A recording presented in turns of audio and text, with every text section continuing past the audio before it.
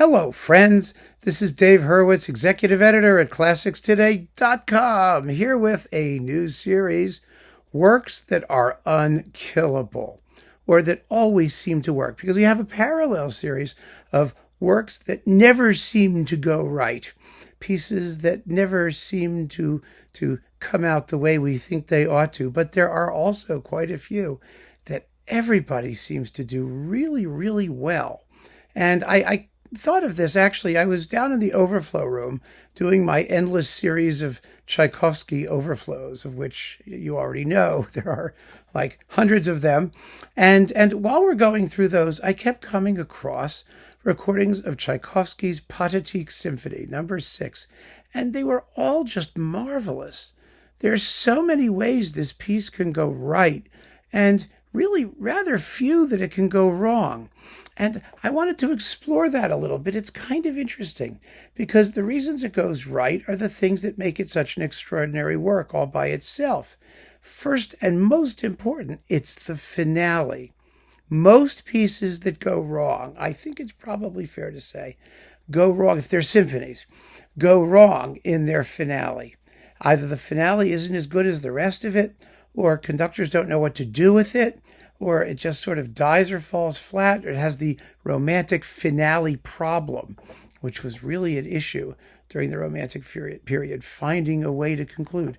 And Tchaikovsky, as Tovey had said, the great musicologist, critic, conductor, British guy, Tovey, said, in a stroke, Tchaikovsky triumphantly solves the major problem that dogged all of Romantic music, which is what to do with the finale, how to make it work, how to make it inevitable.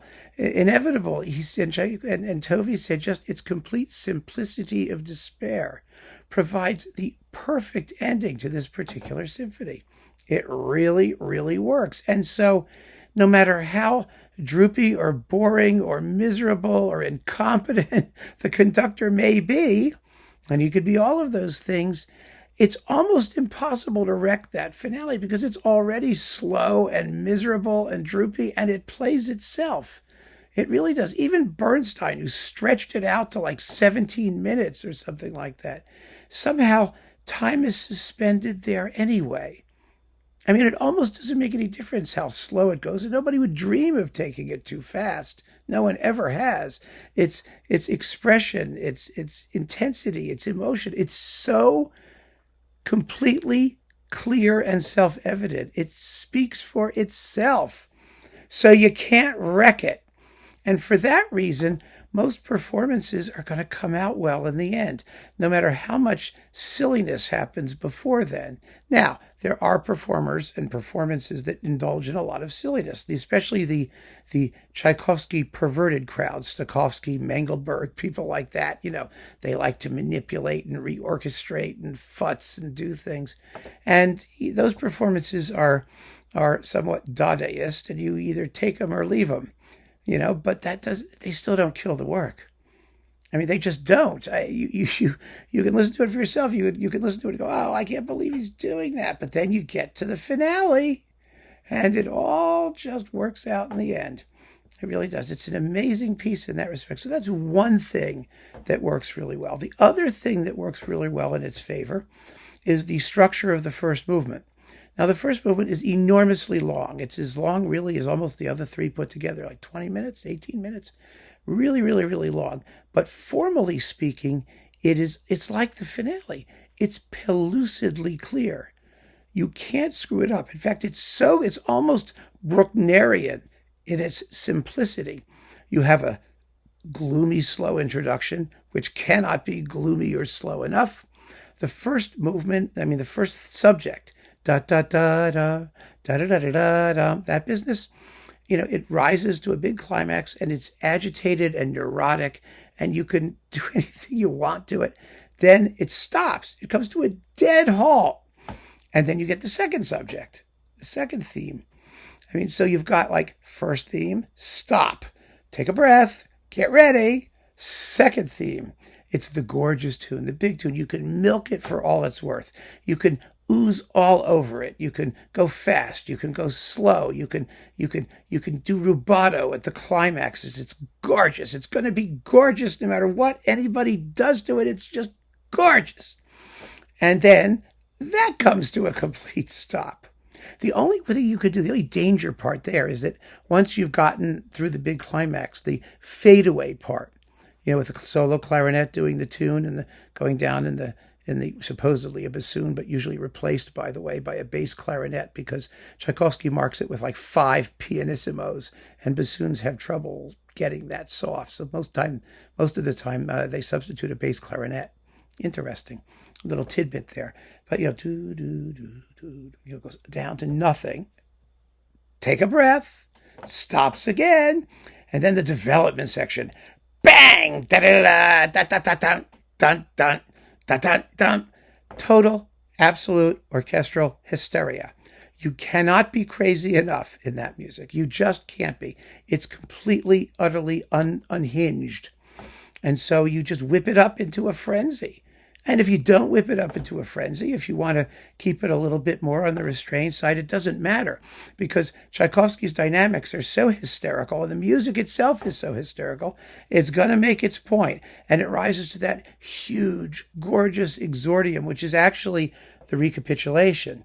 When the brass are going da da da da bwah bwah bwah bwah, that stuff. And again, you could milk it for all it's worth. So then you get stops. You get the second subject again, and then it runs into the coda, which is just da da da da da with the pizzicato blog blog blog underneath. It's an amazing movement. It really is. Where is the opportunity to screw it up? Now, conductors have, that's true. You could pace it wrong. You can get the proportions sort of out of shape. You could have an orchestra that just has trouble playing it. You can be inhibited and anal retentive. You can do things to it. But I'm not talking about the fact that there are no bad performances. I'm talking about that there are a plethora of really good performances. I'm looking at it from the glass half full point of view. Just an amazing number of really terrific performances in a huge range, from a huge range of interpreters. You've got the Russian hysterics. You've got the elegant French guys. You've got the cranky old Krauts, the Germans, like Furtwängler and those people, and Böhm. And they do this. The Germans all do this because it's miserable. And of course, the Germans never pass up something that's dismal. But they all do it in their own way. And Tchaikovsky's phrasing, the forms are a little bit stiff. He makes an artistic virtue out of the stiffness, out of those pauses, out of those block-like sections. He makes it work. It works beautifully, in fact. But because it's so foursquare, in the way that it's set up, you don't have to worry about messing up transitions, for example. There are no transitions. Virtually none, especially in the first movement. Now, the two middle movements, well, the second is that waltz in 5/4 time. It's absolutely lovely. How do you mess that up? It's do do do do do do do do do. But the rhythm, it just plays itself. I guess you could ruin it. I mean, I suppose it's possible. And the third movement is the trickiest of all, because you've got to have really good ensemble. You have to have a virtuoso orchestra. It's fast and it's difficult. It's hard to keep together. And there are often performances that have some fairly scruffy orchestral playing in that movement. That's a real issue. That's where it can sort of go wrong. But that's a minor thing. It's a minor thing, because by the time you get to the big march at the end, dum bum ba dum bum ba ba, everyone's like, oh, that's great. You forget all about the fact that the opening scherzo light bit may have been kind of scrambled. You don't even care anymore. I mean, really, what an amazingly written piece of music. It's designed to never fail. And it almost never does on records or live in concert. It just works. Of course, you need to have a wonderful sounding tam-tam for that one soft stroke at the end. There are a lot of crappy tam-tam strokes in performances of the Pathétique. But boy, if there's ever a piece of music that that's forgiving to its players, it's this one. It's absolutely amazing how many wonderful performances there are from such a wide range of conductors of differing character.